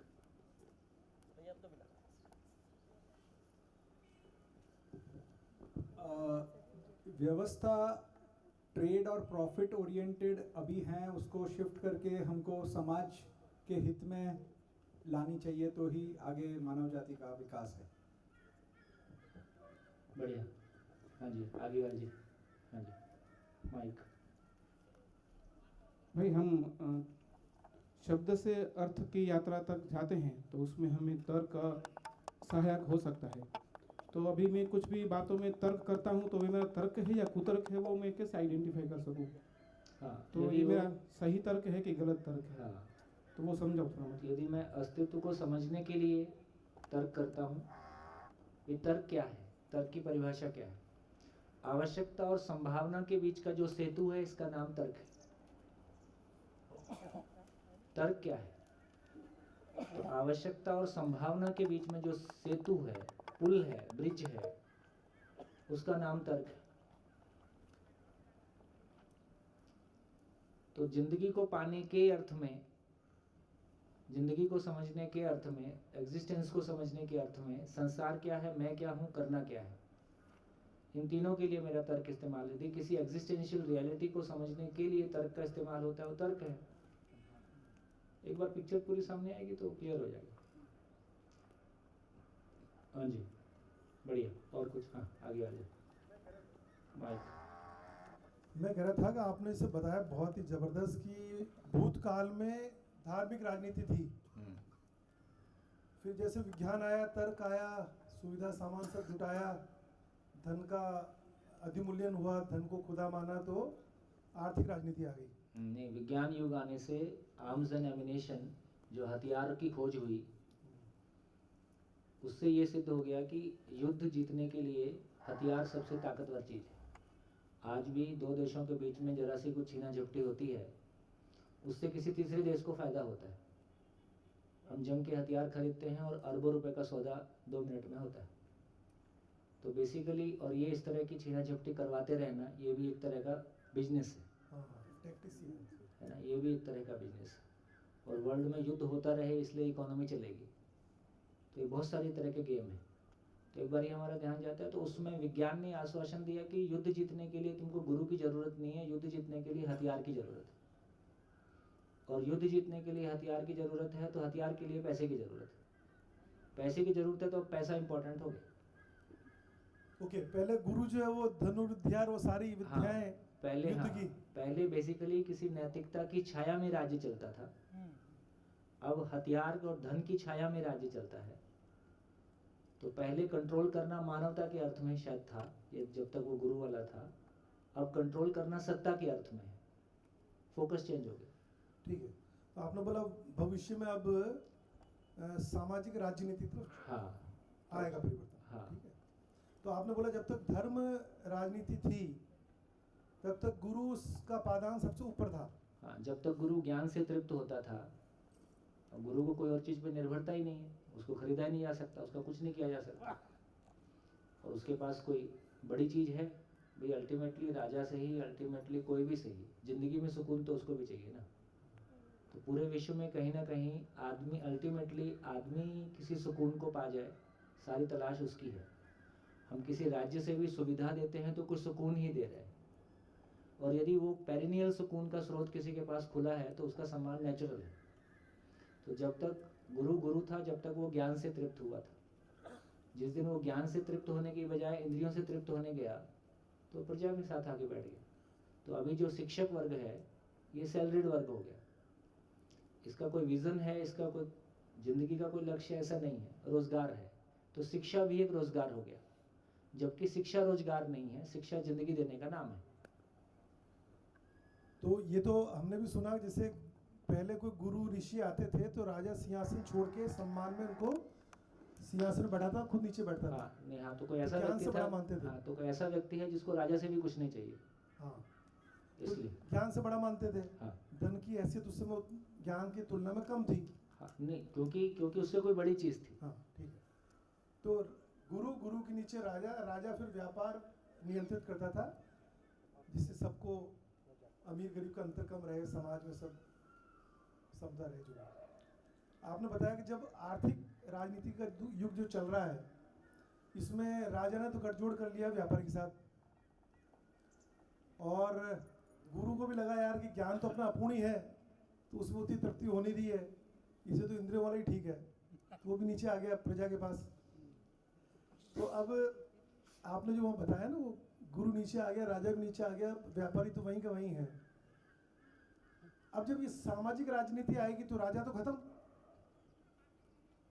और राजा तो हमने पहले ही खत्म कर दिया, लोकतंत्र आ गया। हाँ तो नहीं, पर अभी वो क्या, पहले राजा का बेटा राजा था, अब जो ज्यादा टोपी बाज बड़ा वो राजा बन जाता है। तो वो नई व्यवस्था में सामाजिक राजनीति में, इसलिए राजनीति से राजनीति की ओर जाने की बात कर रहे हैं। राजनीति का मतलब है साम दाम दंड भेद।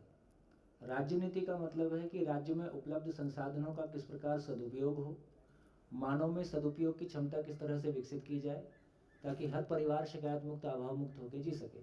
तो राज्य के लिए जो नीति है वो राज्य नीति है, राजनीति किसी की सत्ता के लिए जो नीति है वो राजनीति है। हाँ बहुत बढ़िया, वो राज करने की नीति है, ये राज्य में व्यवस्था के लिए नीति है। हाँ हाँ। तो अब सामाजिक राजनीति का जो युग आ रहा है, उसके लिए जब तक मानव में चेतना नहीं है, जब तक मानव में मानव चेतना नहीं है, तो उसका वोट बिकता रहेगा, उसको हाँका जाता रहेगा। तो जब तक मानव में मानव चेतना, समझदारी, एक विजडम नहीं आएगी, तब तक जनमानस में एक अवेयरनेस नहीं आएगी, तब तक उसके लिए आधार नहीं बनता। इस संविधान में हम लिख रहे हैं सामाजिक, राजनीतिक, आर्थिक न्याय उपलब्ध कराने के लिए सब कुछ है। तो सामाजिक, राजनीतिक, आर्थिक न्याय उपलब्ध कराने के लिए सारा हमारा संविधान है, और सारी मशीनरी, सब कुछ, न्यायपालिका और ना विधायिका और कार्यपालिका, सब कुछ उसी के लिए है। लेकिन जब तक शिक्षा में एक व्यक्ति को आर्थिक, राजनीतिक, सामाजिक न्याय की समझ उपलब्ध नहीं है, वो लोकतंत्र इम्प्लीमेंट हो ही नहीं सकता। तो शिक्षा के माध्यम से हर व्यक्ति को सामाजिक, आर्थिक, राजनीतिक न्याय की समझ मिले, तो वो सही अर्थों में एक नागरिक हो सके, और ये नागरिक अपनी व्यवस्था में भूमिका, समाज में भूमिका निभा पाए, ताकि सही अर्थों में राज्य के संसाधनों का उपयोग सभी के लिए, है ना, सभी के आगे बढ़ने के लिए हो। तब हम एक लोकतंत्र के, सही अर्थ में लोकतंत्र की सफलता की कामना कर सकते हैं। ठीक, तो उस नई व्यवस्था में फिर गुरु वापस सबसे ऊंचे पादान पे आ जाएगा। उसका स्वरूप फिर कैसा होगा वो आगे निकल के आएगा। सबसे ऊंचे पादान पे आ जाएगा। हाँ नेचुरल है, शिक्षा सबसे ऊंची जगह में पहुंच जाएगी। और राजा खत्म हो गया, प्रजा और व्यापारी सब बराबर हो गया। हाँ, फिर एक व्यवस्था का स्वरूप कैसा होगा उसकी फिर बात अलग से। बहुत बढ़िया। मतलब आदरणीय नागराज जी ने एक शरीर यात्रा में, मेरे तो कल्पनाशीलता काम नहीं कर रही कि कैसे। नहीं, इसमें आदरणीय नागराज जी की बात नहीं है। जब एक व्यक्ति अस्तित्व का दृष्टा होता है तो एक प्लेनेट के इवोल्यूशन को देख पाता है। भाभी बोलिए क्या एक व्यक्ति जब अस्तित्व का दृष्टा होता है, अस्तित्व की एक बच्चे की, जैसे एक बच्चा पैदा होगा तो हमको पता है कि ये कितने साल में बोलेगा, चलेगा, पढ़ेगा, लिखेगा, स्कूल जाएगा, कॉलेज जाएगा, शादी होएगी, आगे कुछ करेगा, हमको उसकी जर्नी का पता है।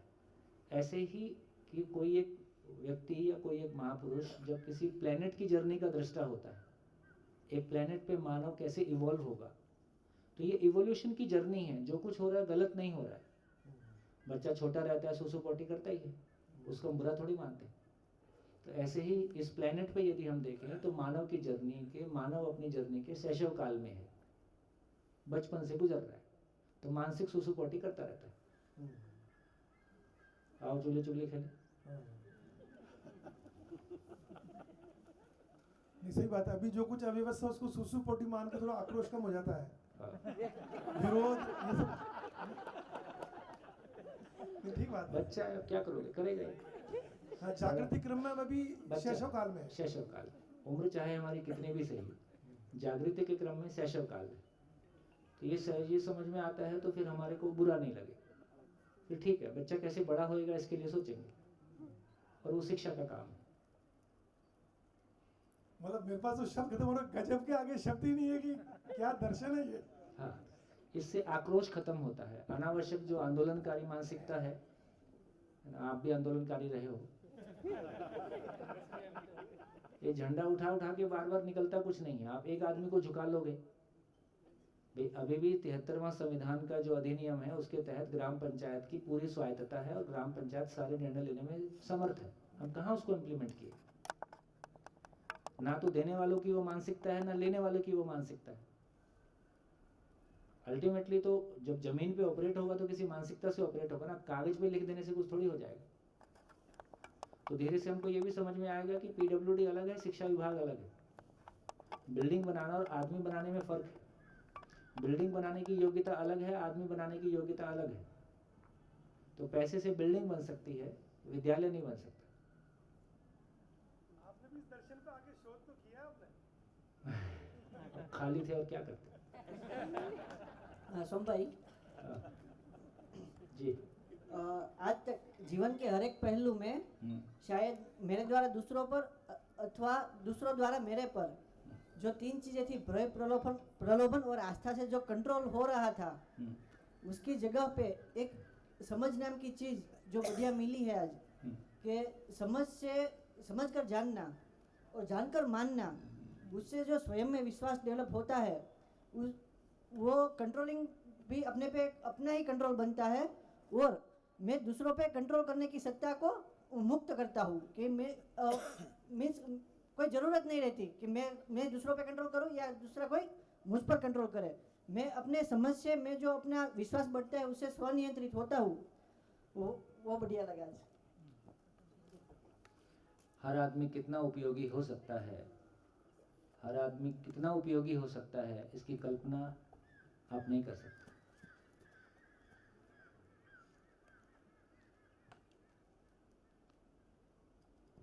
नमस्कार। आज जो जानने मिला, मैं अब तक यही समझता था कि जियो और जीने दो, मगर जीने दो और जियो, और दूसरे को जीने में सहायता करना, ये आपका जीना, वही जीना है। बाकी खाना पीना, बाकी खाना पीना है। और व्यवस्था के बारे में भी जो बाकी आपने ढोकला फाफड़ा थेपला वो हमारे यहाँ है, पर्याप्त, आवश्यकता से अधिक। उसमें एक काल ढोकला आ गया है, अब फाफड़ा की बारी है। वेणु भाई के लिए प्रस्ताव। और दूसरा, आपने जो व्यवस्था के बारे में बताया कि व्यवस्था में चार जो है उसकी निश्चितता ही है आचरण में, वो भी अच्छा। पदार्थ की निश्चितता है, पशुओं पे भी निश्चितता है, मगर मानव की निश्चितता अभी तय करनी बाकी है। वो अच्छा लगा हमको बहुत। जी, चलिए आगे बढ़ते हैं। तो देखिए, जितनी चर्चा अभी तक हमने की है उससे हमारी ये क्लैरिटी बनी। क्लैरिटी ये बनने की आवश्यकता थी कि बेसिकली व्यवस्था और शासन दो अलग अलग चीजें हैं।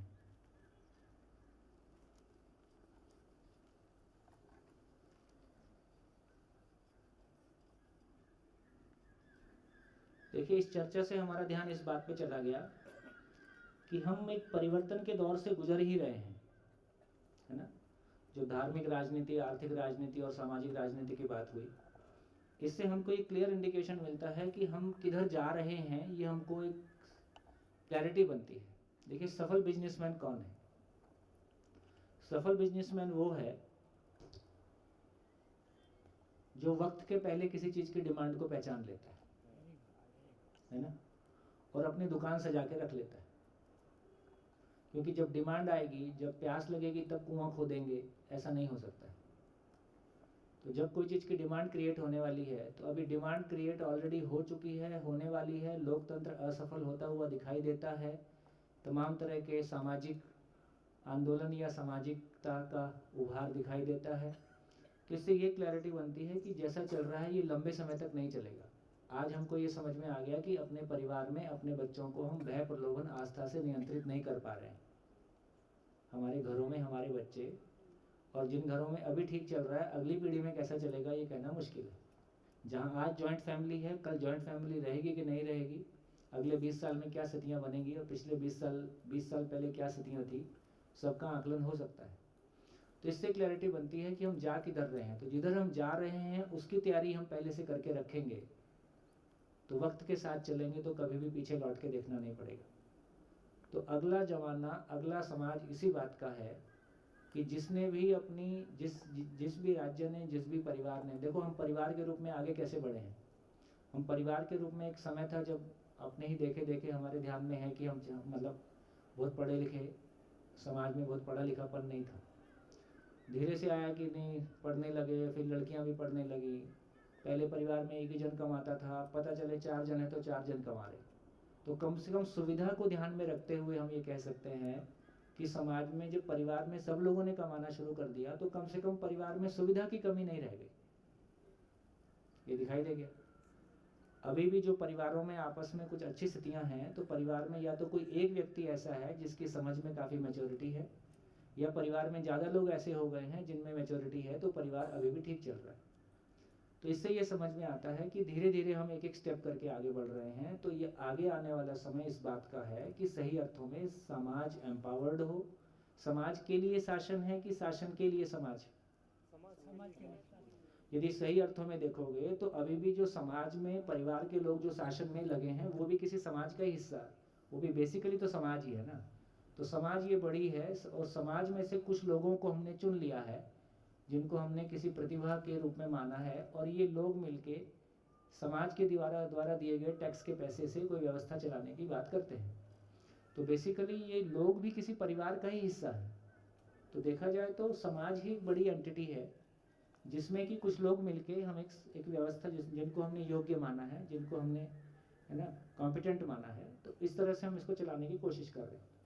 तो अभी ये भी हमारा ध्यान जाता है कि इसका मतलब है कि यदि पूरे देश में कोई चीज़ को सफल होना है, पूरे राज्य में कोई चीज़ को सफल होना है, तो इसका मतलब है कि परिवार में आने वाली पीढ़ियों को उसके लिए योग्य होना है।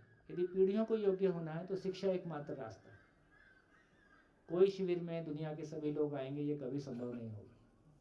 तो शिविर एक इमरजेंसी नीड है, शिविर एक सामयिक आवश्यकता है।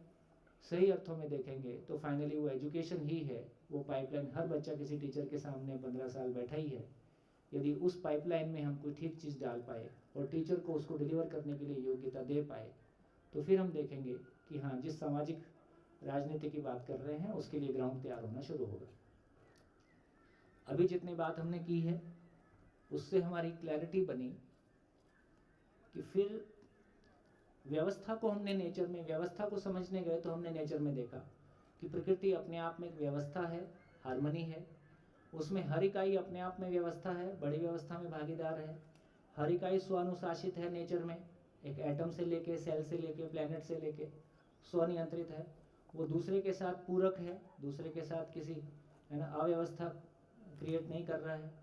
प्रकृति में पूर्ण सामंजस्य है, संगीतमयता है। हर इकाई नियम से है, जिसको हमने आचरण की निश्चितता के रूप में पहचाना।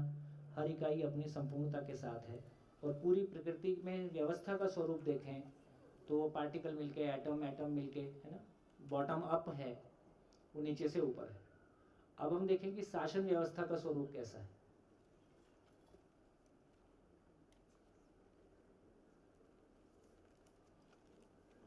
शासन व्यवस्था एक शब्द है कि दो शब्द है? शासन व्यवस्था का कोई एक मीनिंग है कि दो मीनिंग है कि दो शब्द है?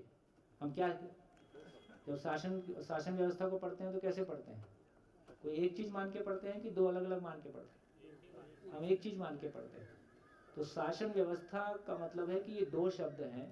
शासन टूल है, तरीका है, व्यवस्था उसका लक्ष्य है। हम शासन पूर्वक व्यवस्था तक पहुंचना चाहते हैं। शासन का मतलब है पर नियंत्रण, पर नियंत्रण का मतलब है भय प्रलोभन आस्था। तो इसका मतलब हुआ कि हम शासन पूर्वक व्यवस्था को पाना चाहते हैं, है ना। जबकि व्यवस्था कैसे आती है? पर नियंत्रण से आती है कि स्वनियंत्रण से आती है?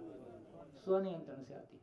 तो यहाँ ये हमारी क्लैरिटी बनती है कि ये शासन को हम शासन पूर्व, है ना, जिंदा रहने के धरातल पर हम व्यवस्थित हो नहीं सकते। तो यदि हम अव्यवस्थित हैं और हम अपने बच्चों को व्यवस्थित करने का प्रयास कर रहे हैं, क्या ये सफल हो पा रहा है? घर में सफल नहीं हो पाया तो बाहर क्या होगा? तो ये क्लैरिटी हमारी बने कि हम स्वयं अव्यवस्थित रहते हुए जब दूसरे को व्यवस्थित करना चाहता है तो दूसरा हमारी मानने से इनकार कर देता है, दूसरा रिएक्शन में आ जाता है। हर इकाई स्वानुशासित है, स्वनियंत्रित है या पर नियंत्रित है? पर नियंत्रित है। हर इकाई एक दूसरे के पूरकता में है या कहीं ना कहीं आपस में विरोध है और विरोध घटता बढ़ता रहता है? पूर्ण सामंजस्य है, ये कॉन्फ्लिक्ट है। आचरण की निश्चितता है या अनिश्चितता है? ऊपर से नीचे है कि नीचे से ऊपर है? ऊपर से नीचे है। इस चर्चा से केवल ये समझ में आता है कि जिस तरीके से हम व्यवस्था को लाने की कोशिश कर रहे हैं वो तरीका ही गलत है, या यूं कहें कि अभी हमारी मजबूरी है। जब तक हमारे पास व्यवस्था का आधार नहीं है तब तक हम समाज को खुला नहीं छोड़ सकते। इसलिए दो सूत्र हैं। एक सूत्र तो ये है कि जो स्वनियंत्रित है उस पर कोई शासन करे ये संभव नहीं है। जो स्वनियंत्रित है उस पर कोई शासन कर सके ये संभव नहीं। जो स्वनियंत्रित नहीं है और व्यवस्था भी उपलब्ध नहीं है, इसलिए उन पे शासन किया जाना एक आवश्यकता है ताकि केओस ना हो, है ना। देखो शासन का तरीका, जो स्वनियंत्रित है उस पे शासन किया जाना असंभव है। जो स्वनियंत्रित नहीं है उन पे शासन किया जाना एक आवश्यकता है क्योंकि व्यवस्था का स्वरूप हमारे पास नहीं है। मैं आपको प्रैक्टिकल 2-3 एग्जांपल देता हूं जिससे हमारी क्लैरिटी बनेगी। ट्रेन में कुछ लोगों ने जहर खिला के, नशा दे के कुछ लोगों को लूट लिया। उसके बाद शासन ने ये आदेश, हर ट्रेन पे, हर स्टेशन पे ये आदेश हो गया कि भी कोई किसी का खिलाया हुआ नहीं खाएगा क्योंकि उसमें जहर हो सकता है। मेरी जिंदगी में हमने ट्रेन से बहुत यात्रा की है, तो एक समय ऐसा था कि सामने वाला आपको बिना खिलाए खाना खाता ही नहीं था। कितने लोगों ने वो दौर देखा, है ना। हम में से अधिकांश लोगों ने देखा। आज कोई पूछता है?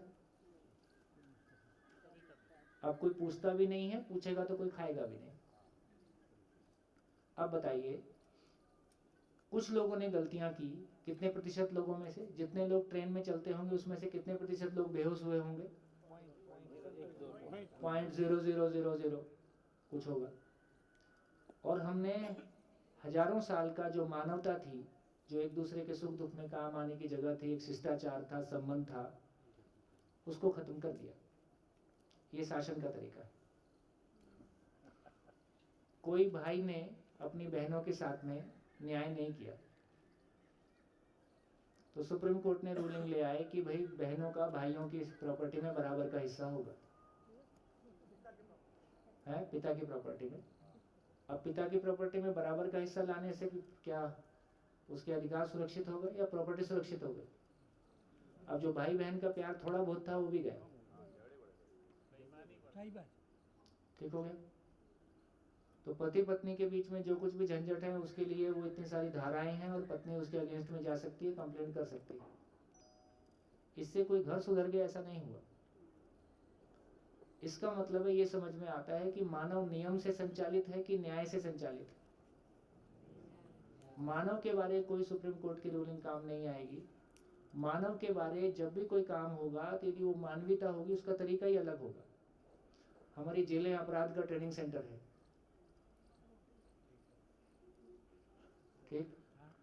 तो इससे ये समझ में आता है कि जिसको हम व्यवस्था कह रहे हैं वो अपने आप में अव्यवस्था का स्वरूप है ना। हमारा इलेक्शन का मैकेनिज्म ही अपने आप में अव्यवस्था का स्वरूप है, किसी पार्टी का दोष नहीं है। तो प्रॉब्लम बिल्कुल कहीं और है और हमारा आंदोलन बिल्कुल कहीं और है। तो यदि हमारा इस बात पे ध्यान जाएगा तो फिर किसी के प्रति रिएक्शन आने की बजाय, यदि एजुकेशन सिस्टम ठीक नहीं है तो क्या मैं अपने बच्चे को स्कूल नहीं भेजूं? तो जब तक मेरे पास दूसरा कोई विकल्प तैयार नहीं है तब तक केवल घर में रखने से भी क्या होगा? इसका मतलब है कि जब तक मैं विकल्प तैयार करूंगा तब तक वो उसी स्कूल में जाता रहेगा, जो कुछ मैं उसको हेल्प कर पाऊंगा करूंगा, और तब तक उसके लिए दूसरा सिस्टम तैयार करेंगे। तो विकल्प तैयार करने की आवश्यकता है या बहुत सारा विरोध की आवश्यकता है? जहाँ कहीं अति हो गई उसका विरोध कर रहे हैं वो कोई बात नहीं, वो चलेगा, लेकिन फाइनली विरोध ही करते रहेंगे कि विकल्प भी तैयार करेंगे। मंगल ग्रह से तो लोग नहीं आएंगे एजुकेशन बनाने। तो इससे हमारी ये क्लैरिटी बनती है। फिर एक व्यक्ति की यात्रा सुनिश्चित होती है कि फिर हमारी यात्रा कैसे होगी। इसमें किसी का विरोध होगा तो इस यात्रा में किसी का विरोध नहीं होगा। किसी को विरोध नहीं करना है, किसी का विरोध नहीं करना है। तो पहले अपनी यात्रा को देखते हैं। मैं एक मानव हूं, मैं एक मानव हूं, स्वयं को शरीर मानता हूं, शरीर मानकर जिंदा रहने को जीना मानता हूं, ऐसा मानकर रूप बल धन पद और तमाम झंझट करता हूं। ये क्या चीज है? मैं स्वनियंत्रित हूं कि परनियंत्रित हूं? ये शासन है कि कुशासन है? तो मैं स्वयं पे कुशासन करता हूं। मैं बहुत अव्यवस्थित हूं, ये कुशासन की जगह है। फिर ये मानव किसी जागृति के संपर्क में आता है।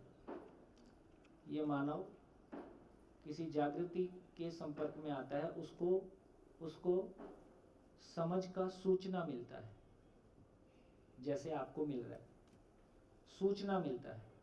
सूचना मिलने से ये उसको फॉलो करता है। तो बेसिकली ये उसको फॉलो करता है। अभी जिसको कह रहे हैं कि अभी समझा नहीं है, लेकिन उसको लगता है कि बात ठीक है, तो कम से कम जो भीतर में अव्यवस्था थी, कुशासन था, वो किसी समझे हुए व्यक्ति के या जिसको हम सार्वभौम मानवीय आचरण कह रहे हैं उसके संयोग में ये सुशासन में बदल जाता है। एक दूसरी स्टेज आ जाती है। फिर जब मैं इस पूरी बात को स्वयं में समझ जाता हूं और मैं सही आचरण के साथ हो जाता हूं, तो बेसिकली ये व्यवस्था का स्वरूप आ जाता है। तो यदि एक व्यक्ति की जर्नी देखें तो कुशासन से सुशासन और सुशासन से व्यवस्था। व्यवस्था का मतलब स्वनियंत्रण, कुशासन का मतलब पर नियंत्रण, और सुशासन का मतलब व्यवस्था का अनुसरण।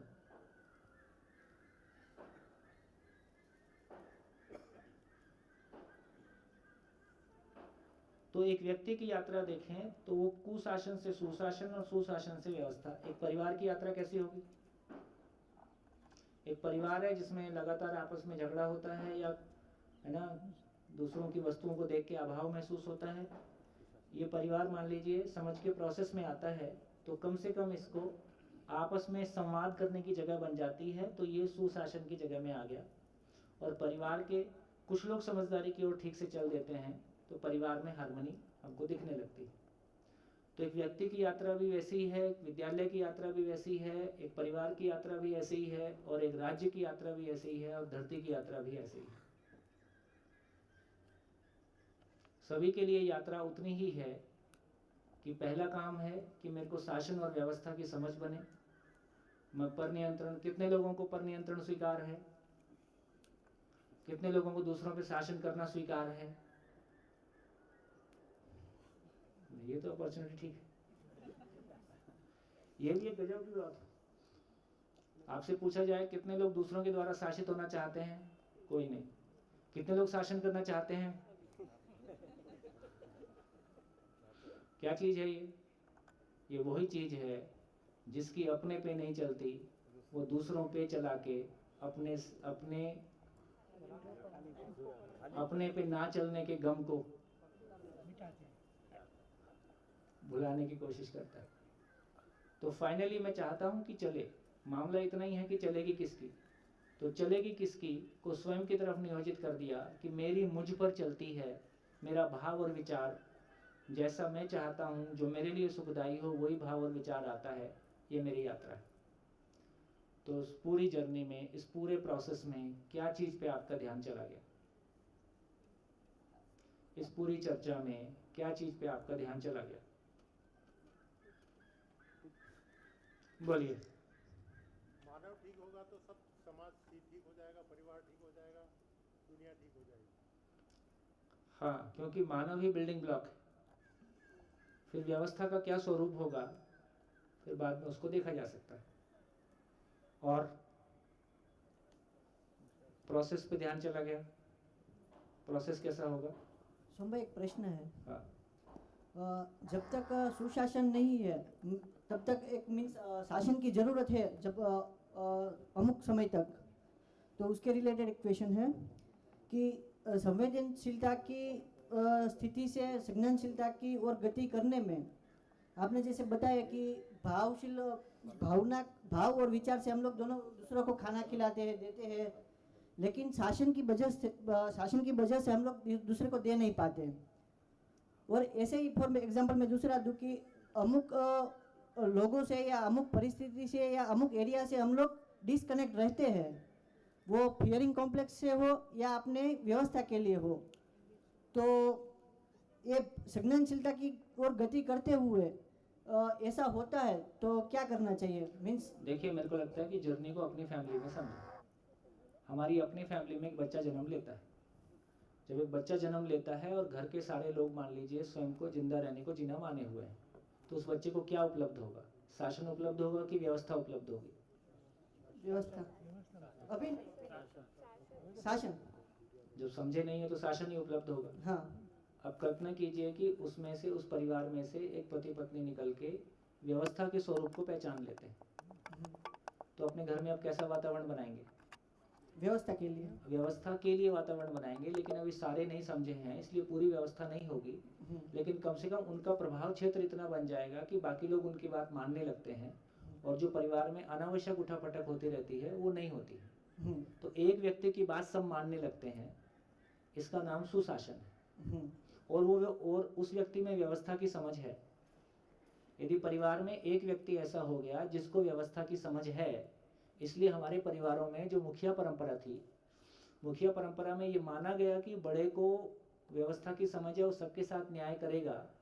जब तक वो थोड़ा बहुत चलता रहा वो चलता रहा, लेकिन किसी पॉइंट के बाद वो व्यवस्था टूट गई क्योंकि लोगों ने देखा कि ये न्याय नहीं कर रहा। तो इसका मतलब ये हुआ कि परिवार में किसी को समझ नहीं है, इसका नाम कुशासन। एक व्यक्ति को समझ आ गई और उसके मार्गदर्शन में सभी उसकी बात मान के पूरा परिवार चलने लगा, सुशासन। सभी को समझ आ गई, व्यवस्था। क्लियर? भाई एक परिवार में किसी को समझ नहीं है और उस परिवार में बच्चा पैदा होता है, तो बच्चे को व्यवस्था का वातावरण उपलब्ध है कि शासन का वातावरण उपलब्ध है? भय प्रलोभन आस्था से ही नियंत्रित होगा। अब हो गया। अब उस परिवार में एक व्यक्ति को समझ आ गई। एक व्यक्ति को समझ आने के बाद में परिवार के बाकी लोगों ने, मान लो एक शिविर से गुजर भी गए, तो भी उस एक व्यक्ति की बात मानने का स्थिति बन गया। इसकी बात इसको समझ आई है, इसकी बात मानना है। मेरे को अभी समझ में नहीं आई है पर मैं आपकी बात मान लेता हूँ। तो पूरे परिवार में एक व्यक्ति किसी समझदारी के साथ में हो गया, पूरा परिवार उसके लिए उसकी बात से सहमत होता है, मानता है, तो एक वातावरण बन गया। अभी भी परिवार के बाकी लोग पर नियंत्रित हैं, पर ऐसे व्यक्ति से पर नियंत्रित हैं जिसमें समझ है, तो ये सुशासन हो गया। कुशासन से सुशासन में आ गए और परिवार के सारे बड़े लोगों में समझ बन गई तो व्यवस्था हो गई। परिवार के सारे लोग स्वनियंत्रित हो गए तो व्यवस्था हो गई। ये एक दिन में होगा। एक व्यक्ति की यात्रा एक दिन में होगी, व्यक्ति की यात्रा भी एक दिन में नहीं होगी। परिवार की यात्रा एक दिन में होगी, परिवार की यात्रा में एक दिन में नहीं होगी। व्यक्ति की तुलना में परिवार की यात्रा थोड़ा लंबा सफर हो सकता है। परिवार की यात्रा की तुलना में एक विद्यालय की यात्रा, और उसकी तुलना में एक राज्य की यात्रा, और देश की यात्रा, और विश्व की यात्रा। लेकिन इससे इतना भी बात समझ में आ रही है कि यात्रा होगी तो होगी ऐसे ही, इसका और कोई तरीका नहीं है। पहले हम ज़्यादा अव्यवस्थित हैं, उसकी तुलना में थोड़े व्यवस्थित होने लगते हैं, उसकी तुलना में और व्यवस्थित हो जाते हैं। तो इससे एक बात जो मैं कहना चाहता था वो इतना ही है कि इस पूरी जर्नी में किसी तरह का आंदोलन नहीं है, किसी तरह की हिंसा नहीं है, किसी तरह का संघर्ष नहीं है, क्योंकि हर व्यक्ति अपने परिवार में सामंजस्य देखना चाहता है, हर व्यक्ति अपने परिवार को फलता फूलता हुआ देखना चाहता है। इस पूरे प्रोसेस में किसी का विरोध नहीं है। इस पूरे प्रोसेस में ये मानते हुए कि मानव जो कुछ भी करता है ना, वो सुख की तलाश में करता है, वो गलती करना नहीं चाहता है ना। अभी जैसा माना हुआ है वैसा जीता है, वो भी ऐसा करके सुखी नहीं है। इस शासन को चलाते हुए उनके ऊपर भी कम दबाव नहीं आता है। और हमने देखा, जहाँ जहाँ एडमिनिस्ट्रेशन में भी देखा, राजनीति में भी देखा, जहाँ जहाँ लोगों की कुछ अच्छी समझ बनी है, उनके आसपास रिजल्ट पहले से बहुत बेहतर आ गए। क्योंकि आदमी के साथ जीने का तो तरीका उतना ही है ना। अल्टीमेटली आप कहीं भी काम करोगे, आप फैक्ट्री में काम करो तो, स्कूल में काम करो तो, घर में काम करो तो, आदमी को आदमी से ही काम पड़ता है। और आदमी की भाषा हमको आती नहीं है। आदमी की भाषा नहीं आती है तो हमने अपनों से दुख पाया है। और आदमी की भाषा आ जाती है तो जिस विद्यालय को हम सोचते हैं, जिस घर को हम सोचते हैं कि एक दूसरे के लिए हम हेडक हैं, वो एक एक व्यक्ति यदि स्वनियंत्रण की ओर जाता है तो एक एक व्यक्ति कितना उपयोगी हो सकता है और क्या क्रिएट हो सकता है, आप कल्पना नहीं कर सकते। अब बढ़िया भैया, इधर इधर इधर हाँ, 2-3 बातें हैं। सबसे पहली बात जो मेरे को समझ में आई आपने अभी कही कि व्यवस्था तब चलेगी जब डिसेंट्रलाइज्ड फॉर्मेट होगा, नीचे वाला व्यक्ति मजबूत हो जाएगा तो धीरे धीरे करते करते सारा सिस्टम मजबूत हो जाएगा। नीचे वाला व्यक्ति मजबूत होगा, नीचे वाला व्यक्ति की भी समझ बढ़ेगी, और जो ऊपर बैठा है वो कंफर्म किसी समझ के साथ है। ऊपर बैठने का मतलब ही समझ में ऊपर बैठना है। जी बिल्कुल। जब तक देखो, ये हिरार्की हमारी मजबूरी है ना। ये हमारे परिवारों में भी एक परंपरा रही कि जो उम्र में बड़ा है वो उसको जो जब डेथ होती है तो पगड़ी की रस्म होती है। तो पगड़ी की रस्म का मतलब ही है कि आज के बाद मुखिया ये है और इसकी बात मानी जाएगी, और फिर सही लगे ना लगे उसकी बात मानी जाती है। तो परिवार एक होके चलता है। यदि सबको खुला छोड़ दें तो परिवार नहीं चलेगा, और परिवार हमारे बिखर गए। आज जब हम मानव में समानता की बात करते जरूर हैं, समानता की हमारी योग्यता नहीं है, तो पढ़े लिखे परिवारों में झगड़े ज़्यादा हैं कि अनपढ़ परिवारों पर झगड़े ज़्यादा हैं। तो संबंध की प्रॉब्लम पढ़े लिखे परिवार में, डिवोर्स रेट है ना, जहाँ हस्बैंड वाइफ दोनों क्वालिफाइड हैं और वर्किंग हैं, वहाँ कम नहीं है, वहाँ और ज़्यादा है। इसका मतलब है कि जो हमारी पूरी हिरार्की है, चाहे वो कंपनी में हिरार्की है, चाहे वो सरकार में हिरार्की है, वो भी हमारी ज़रूरत है जब तक हम समझदार नहीं हैं। ये तो चलेगा कैसे? समझदारी जब आएगी तब आएगी, लेकिन सिस्टम तो आज अभी चलाना है, तो उसके लिए हमने कोई चीज़ें बना रखी हैं, लेकिन उससे हम संतुष्ट नहीं हैं। उसमें नीचे वाले को ऊपर वाले का मूल्यांकन करने का अधिकार नहीं है, ऊपर वाले को नीचे वाले का मूल्यांकन करने का अधिकार है, जबकि नेचुरली दोनों मानव मूल्यांकन करते हैं। अटक गई गाड़ी। बच्चों को लगता है कि गलती तो माँ बाप भी कर रहे हो, आप भी कर रहे हो, लेकिन आपको कोई बोलने वाला नहीं है, हमको आप बोलते हो। तो इसका मतलब है कि मानव में मूल्यांकन करने की ताकत नेचुरल है, इनबिल्ट है, उसके मूल्यांकन का सम्मान। इसलिए जापानीज जो मैनेजमेंट है उसको सबसे स्ट्रांग मैनेजमेंट इसलिए भी कहा जाता है कि उसमें सबसे नीचे बैठे व्यक्ति की राय को सबसे अधिक इम्पोर्टेंस दिया जाता है। वहाँ से जो फीडबैक मिल रहा है उसको उसके ऊपर प्रोसेसिंग करते हैं। तो इसका मतलब है कि हमारा पूरा एजेंडा क्या है, एजेंडा मतलब विजन। ऊपर बैठे व्यक्ति के पास में विजन है तो वो ऊपर बैठने के लिए लगा है, उसके पास विजन नहीं है तो लोग उसको अस्वीकार कर देते हैं। बिल्कुल, तो वही मैं कह रहा था कि व्यवस्था के अंदर जो है नीचे से तब जाएंगे, धीरे धीरे ऊपर जाते जाएंगे, वैसे वैसे चीजें सुधरती जाएगी। अगर नीचे से बिल्डिंग ब्लॉक्स ही सही नहीं जा रहे हैं तो सारी चली जाएगी, जिसका शासन का नाम दिया है। ये समझ में आया। नंबर 2, आपने ये कहा कि जो नीचे से जा रहे हैं अगर उनकी समझ नहीं है, परिवार में किसी एक की समझ है तो बाकी उसको फॉलो करेंगे तो सही रास्ते पे चले जाएंगे। लेकिन ये कौन तय करेगा कि उसके अंदर समझ है कि नहीं? एग्जाम्पल देता हूं मैं, बुराड़ी दिल्ली के अंदर एक केस हुआ था। मत दो एग्जाम्पल, क्योंकि पहले हम देख लें कि समझ किसको बोल रहे हैं, इसलिए एग्जाम्पल देने की जरूरत नहीं पड़ेगी। छोटा सा है, मतलब इसी से रिलेटेड है। तो परिवार के सभी सदस्य उनको फॉलो करते थे, उनको लगता था कि उनको वो एनर्जी गाइड कर रही है जो कि पिताजी चले गए थे वो। मेरा सुना हुआ है जी। तो वो आदमी 10 साल तक करता रहा, उनका बिजनेस वगैरह घर वाले पूछते रहे, वैसे होता रहा और सब कुछ फैलता रहा। और 10 साल के बाद उसने कहा, पिताजी ने बोला कि ऐसा ऐसा करोगे तो हम लोग वहां बन जाएंगे। वो आदमी ने परिवार पूरे को मार दिया, मतलब 13 लोग सुसाइड एक साथ कर लिए उसके कहने पे। तो एक समय पे सोच रहे हैं कि हम सही जा रहे हैं। इसलिए क्या बोला, सुनते नहीं हो। Universal, logical, understandable, liveable, replicable, verifiable, इसको कौन जांचेगा? उसको भी हम जांचेंगे ना। तो इसका मतलब है कि इसको जांचते हुए मैं ये पाता हूँ कि मेरे परिवार में इस व्यक्ति को ये बात पूरी पट गई, तो मैं अंधा अनुकरण नहीं कर रहा हूँ।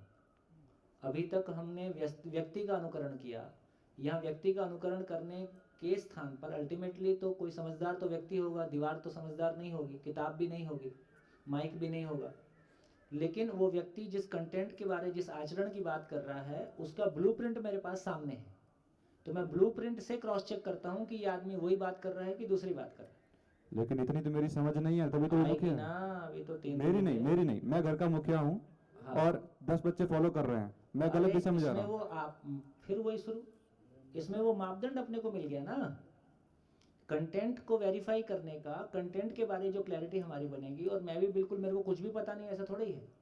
कंटेंट मुझको पता है, कंटेंट मुझको भी पता है, कंटेंट आपको भी पता है। इतना ही है कि मेरे मेमोरी में है, आपके आचरण में है जी। तो ये फॉलोइंग हो पाएगी। फिर मैं आपको इसलिए फॉलो करता हूँ कि कल मैं भी आपके जैसा हो जाऊंगा। शिष्य हमेशा शिष्य रहेगा कि शिष्य भी कभी गुरु होगा? गुरु बन जाएगा आगे। तो हर शिष्य गुरु बनने के लिए शिष्य बनता है जी। एक चीज ये, जैसा कि आपने कहा कि आस्था, तो नहीं तो क्या मतलब है, किसी की दुकान थोड़ी चलानी। जी।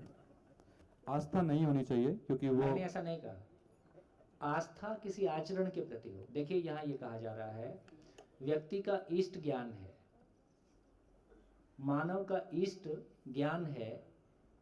इसलिए मानव का इष्ट किसी मानव को नहीं बोल दिया। क्यों ऐसा बोल दिया?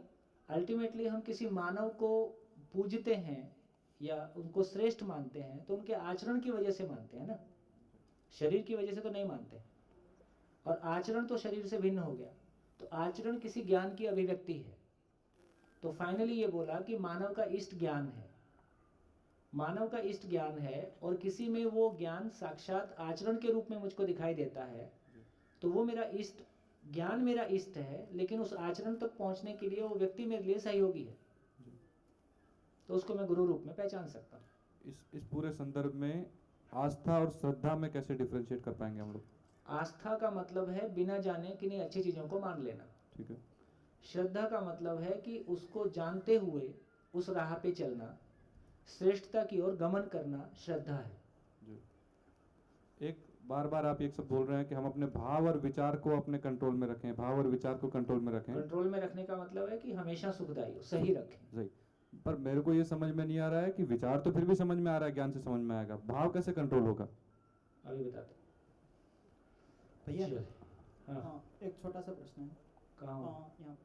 यहाँ आपने कहा कि जो स्वनियंत्रित है उस पर शासन संभव नहीं है, तो वो थोड़ा सा और क्लियर करेंगे, मुझे ज़्यादा समझ में नहीं आया। जैसे कि हमारे लॉज है या कुछ कानून है, ऐसा हो कि अगर हम पर कोई फॉल्स लगा दिया जाए गुनाह और हमें जेल में डाल दिया जाए, तो वो तो हम पर शासन हुआ, जिसमें हमारा तो कोई योगदान नहीं है। वो ठीक है, उस सेंस में नहीं भाई। आप इसका मतलब ये थोड़ी है कि किसी को ज्ञान हो गया तो उसकी गर्दन काटोगे तो कटेगी नहीं। तो तलवार तो गर्दन दोनों की समान काटेगी, ज्ञानी की भी अज्ञानी की भी। तो उसको ऐसा नहीं कहा जा रहा है। ये कहा जा रहा है कि जो स्वनियंत्रित है उसको किसी दूसरी चीज से, उसको कोई भय से, कोई प्रलोभन से, कोई लालच उसको नियंत्रित नहीं करेगा। फिर वो स्वनियंत्रित रहेगा, उस कानून को वो स्वयं ही मानेगा। वो जो कानून होगा वो तो मानव हित के लिए बना होगा ना, तो उसको खुद ही फॉलो करेगा। ऐसी। हाँ।